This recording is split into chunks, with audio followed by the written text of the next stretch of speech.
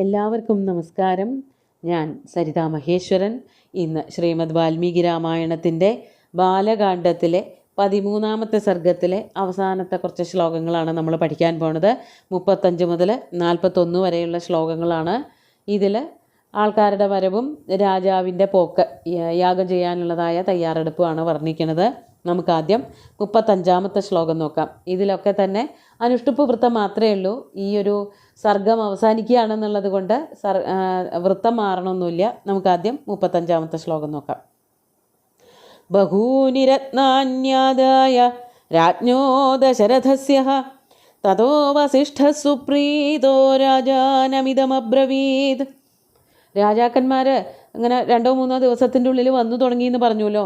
അവരൊക്കെ വെറും കൈയോടെയൊന്നും അല്ല വന്നത്, ധാരാളം രത്നങ്ങളും സമ്മാനങ്ങളും ഒക്കെ കൊണ്ടാണ് വന്നത്. അതാണ് ഇവിടെ പറയണത്. ബഹൂനി രത്നാന്യാദായ രാജ്ഞ ദശരഥസ്യ. ദശരഥന് കൊടുക്കാൻ വേണ്ടിയിട്ട് രാജാക്കന്മാർ ധാരാളം രത്നങ്ങളൊക്കെ എടുത്തുകൊണ്ട് തിരുമുൽക്കാഴ്ചയായിട്ട് ദശരഥൻ്റെ മുമ്പിൽ വയ്ക്കാനായിട്ട് കുറേ രത്നങ്ങളും സ്വർണങ്ങളും ഒക്കെ എടുത്തുകൊണ്ടാണ് രാജാക്കന്മാരുടെ വരവുണ്ടായത്. തതോ വസിഷ്ഠ സുപ്രീതോ. അത് കണ്ടതോടു കൂടിയിട്ട് വസിഷ്ഠന് സന്തോഷമായി. എന്തുകൊണ്ട്? യാഗം വളരെ ഭംഗിയായിട്ട് തന്നെ നടക്കും. ആദ്യത്തെ തന്നെ ഒരു ലക്ഷണം ഉണ്ടല്ലോ, ആ ഒരു ശകുനം, അത് വളരെ നന്നായി. വരുന്ന രാജാക്കന്മാരൊക്കെ ധാരാളം ധനം കൊണ്ടാണ് അല്ലെങ്കിൽ സ്വത്തോ സ്വർണ്ണമൊക്കെ കൊണ്ടാണ് വരണത് എന്നുള്ളതിൻ്റെ അതൊരു വളരെ ഭംഗിയായിട്ട് ശുഭമായിട്ട് നടക്കും എന്നുള്ളതിൻ്റെ ഒരു സൂചനയാണ് അതിൽ നിന്ന് വസിഷ്ഠൻ മനസ്സിലാക്കിയത്. അങ്ങനെ സന്തോഷത്തോടു കൂടിയിട്ട് രാജാനം ഇതം അബ്രവീത്. സന്തുഷ്ടനായിട്ടുള്ള വസിഷ്ഠൻ രാജാവിനോട് ഇപ്രകാരം പറഞ്ഞു. എന്താ പറയണത്?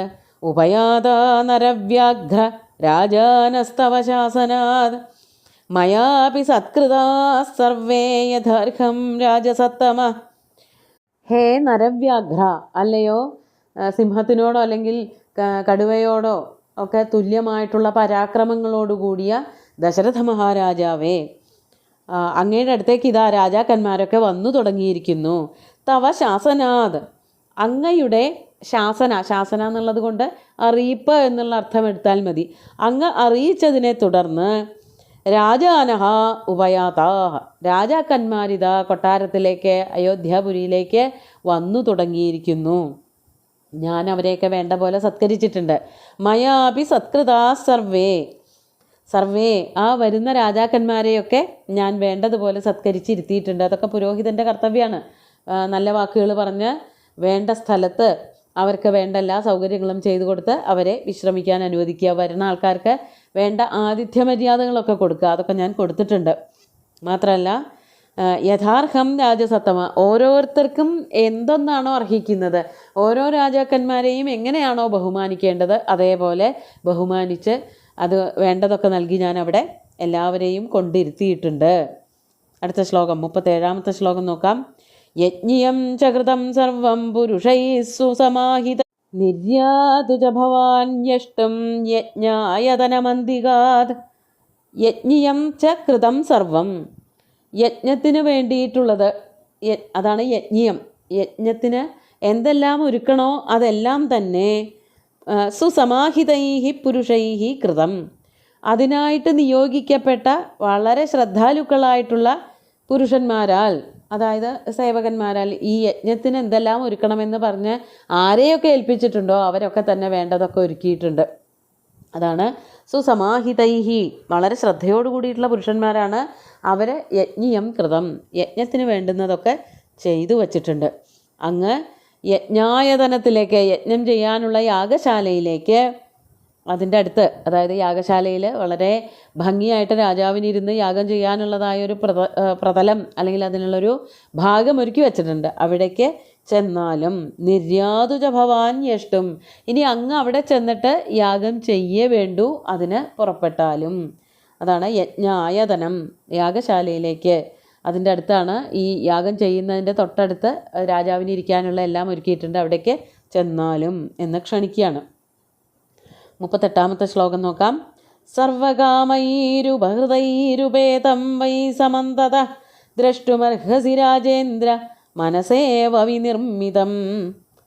അങ്ങ് എങ്ങനെയാണോ മനസ്സിൽ ഒരു യാഗശാല കാണണമെന്ന് വിചാരിച്ചത് അതേപോലെ തന്നെ അവിടെ ചെയ്തു വച്ചിട്ടുണ്ട്. അതുപോലെ തന്നെയാണ് മനസ്സുകൊണ്ട് ഇച്ഛിച്ചതുപോലെ തന്നെ അവിടെ യാഗശാല ഒരുക്കിയിട്ടുണ്ട്. സർവകാമൈരുപഹൃതൈരുപേതം വൈ സമന്തത. യജ്ഞത്തിനുള്ള ഒരുക്കങ്ങളൊക്കെ വേണ്ടതുപോലെ ചെയ്തിട്ട് അവിടെ യാഗശാലയും വേണ്ടതുപോലെ പണിതിട്ടിട്ടുണ്ട്. അങ്ങ് ഉദ്ദേശിച്ച കാര്യങ്ങളൊക്കെ അവിടെ ഇല്ലേ എന്നുള്ളതൊക്കെ ചുറ്റി നടന്ന് ഒന്ന് ഉറപ്പിച്ചോളൂ. അതാണ് സർവകാമൈരുപഹൃതൈഹി ഉപേതം വൈ സമന്തത. അതായത് എവിടെ നോക്കിയാലും ആവശ്യമുള്ള യാഗത്തിന് ആവശ്യമുള്ള സാധനങ്ങൾ എല്ലാം ഒരുക്കിയിട്ടില്ലേ എന്നുള്ളത് അങ്ങ് തന്നെ ഒന്ന് ചുറ്റി നടന്ന് കണ്ടോളൂ. അതാണ് ദ്രഷ്ടുമർഹസി രാജേന്ദ്ര മനസേവ വിനിർമ്മിതം. അത് അങ്ങ് എങ്ങനെയാണോ മനസ്സിൽ കണ്ടത് അതേപോലെ തന്നെയല്ലേ യാഗശാല ഒരുക്കിയിരിക്കുന്നത് എന്നുള്ളത് അങ്ങ് സ്വന്തം കണ്ണുകൊണ്ട് കണ്ട് കൺകുളിർക്കെ കണ്ടാലും എന്ന് വസിഷ്ഠൻ ദശരഥ മഹാരാജാവിനെ അറിയിക്കുകയാണ് ചെയ്തത്. ഇനി 39-ാമത്തെ ശ്ലോകം നോക്കാം. തഥാ വസിഷ്ഠവചനാദൃശ്യ ശൃംഗസ്യ ചോഭയോ ദിവസേ ശുഭനക്ഷത്രേ നിർയാതോ ജഗതീപതി. തഥാ അപ്രകാരം വസിഷ്ഠവചനാത് ഋഷ്യശൃംഗസ്യ വചനാത് ഉഭയോഹോ, അതായത് ഈ രണ്ടുപേരുടെയും വസിഷ്ഠനും ഋഷ്യശൃംഗനും പ്രേരിപ്പിച്ചതുകൊണ്ട് ഉഭയോഹോ വചനാത് വസിഷ്ഠൻ്റെ വാക്കുകളും ഋഷ്യശൃംഗൻ്റെ വാക്കുകളും കേട്ടിട്ട്, അവർ പറയണത് കേട്ടിട്ട് രാജാവ് പുറപ്പെട്ടു. ശുഭ ദിവസേ ശുഭനക്ഷത്രേ, നല്ലൊരു നക്ഷത്രമുള്ള ശുഭമായിട്ടുള്ളൊരു ദിവസത്തിൽ രാജാവ് യാഗം ചെയ്യാനായിട്ട് ജഗതീപതി നിർയാത, ജഗത്തിൻ്റെ പതിയായിട്ടുള്ള രാജാവ് ദശരഥൻ യജ്ഞശാലയിലേക്ക് പുറപ്പെട്ടു എന്നർത്ഥം. നല്ല ദിവസമൊക്കെ നോക്കിയിട്ടാണ് പുറപ്പെട്ടത്. 40-ാമത്തെ ശ്ലോകം നോക്കാം. തതോ വസിഷ്ഠപ്രമുഖാ സർവയേവ ദ്വിജോത്തമാഃ ഋഷ്യശൃംഗം പുരസ്കൃത്യ യജ്ഞകർമാരഭം സ്തദാ. തതോ വസിഷ്ഠപ്രമുഖാഃ സർവയേവ ദ്വിജോത്തമാഃ, സർവേ ഏവ ദ്വിജോത്തമാഃ.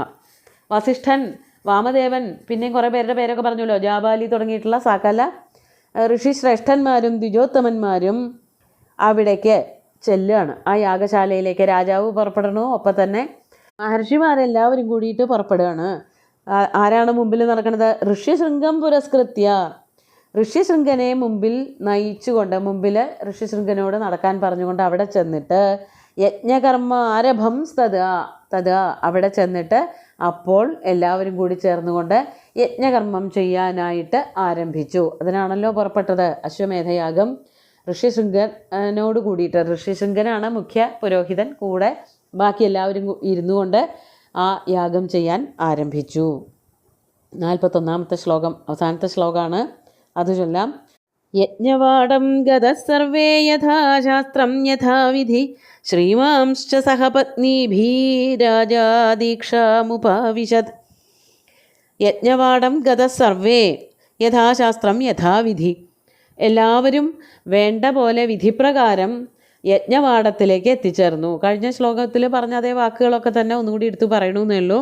അവിടെ ചെന്നിട്ട് അതോടൊപ്പം കൂടെ ആരുണ്ടായിരുന്നു? രാജാവ് അവിടെ എത്തിച്ചേർന്നിട്ടുണ്ട്. ശ്രീമാനായിട്ടുള്ള ദശരഥൻ സഹപത്നീഭീ രാജ, ശ്രീമാൻ രാജാവ് ദശരഥൻ പത്നിമാരോട് കൂടിയിട്ട്, പത്നീഭി രാജ എന്ന് വരുമ്പോഴാണ് അവിടുത്തെ സന്ധി ചേർന്നിട്ട് പത്നീഭീ രാജ എന്നായിട്ട് മാറുന്നത്.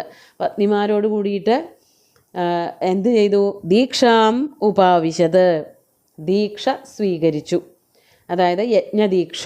ഇനി യാഗം കഴിയുന്നത് വരെ അവർ വളരെ വ്രതത്തോടു കൂടിയിട്ട് ഭക്ഷണത്തിൻ്റെ കാര്യത്തിലായാലും അതുപോലെ തന്നെ രാവിലെ കുളി വ്രതത്തിൻ്റെ ഒരു അടിസ്ഥാനത്തിൽ ചെയ്യുന്നതായിട്ടുള്ള സകല പ്രവൃത്തികളും ബ്രഹ്മചര്യം തുടങ്ങിയിട്ടുള്ള കാര്യങ്ങളിലൊക്കെ വളരെ ഒരു തീർച്ചയൊക്കെ ഒരു വ്രതം നോൽമ്പൊക്കെ എടുത്തുകൊണ്ട് അവരവിടെ യാഗത്തിനായിട്ട് പുറപ്പെട്ടു എന്ന് പറഞ്ഞുകൊണ്ട് ഈയൊരു സർഗം അവസാനിപ്പിക്കുകയാണ് ചെയ്യണത്.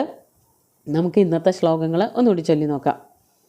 ബഹൂനി രത്നാന്യാദായ രാജ്ഞോ ദശരഥസ്യ തതോ വസിഷ്ഠഃ സുപ്രീതോ രാജാനമിദമബ്രവീത് ഉപയാതാ നരവ്യാഘ്ര രാജാനസ്തവ ശാസനാത് മയാപി സത്കൃതാഃ സർവേ യഥാർഹം രാജസത്തമ യജ്ഞിയം ച കൃതം സർവം പുരുഷൈഃ സുസമാഹിതൈഃ നിർയാതു ച ഭവാന്യഷ്ടം യജ്ഞായതനമന്തികാത് സർവകാമൈരുപഹൃതൈരുപേതം വൈ സമന്തത ദ്രഷ്ടുമർഹസി രാജേന്ദ്ര മനസേവ വിനിർമ്മിതം തഥാ വസിഷ്ഠവചനാദൃശ്യശൃംഗസ്യ ചോഭയോः ദിവസേ ശുഭനക്ഷത്രേ നിർയാതോ ജഗതീപതി.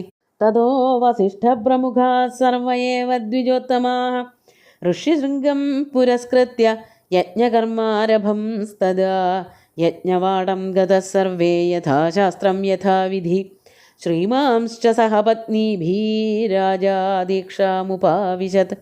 ഇനി എന്തൊക്കെയാണ് യാഗത്തിലെ കർമ്മങ്ങൾ എന്നുള്ളതൊക്കെ അടുത്ത ദിവസം 14-ാമത്തെ സർഗത്തിൽ കാണാം. സുന്ദരമായിട്ടുള്ള ശ്ലോകങ്ങൾ ഭഗവാൻ ശ്രീരാമചന്ദ്രൻ്റെ കാൽക്കൽ അർപ്പിച്ചുകൊണ്ട് ഗുരുവായൂരപ്പനെ സാഷ്ടാംഗം നമസ്കരിച്ചുകൊണ്ട് എല്ലാവർക്കും ശുഭദിനം നേർന്ന് നിർത്തട്ടെ. നന്ദി.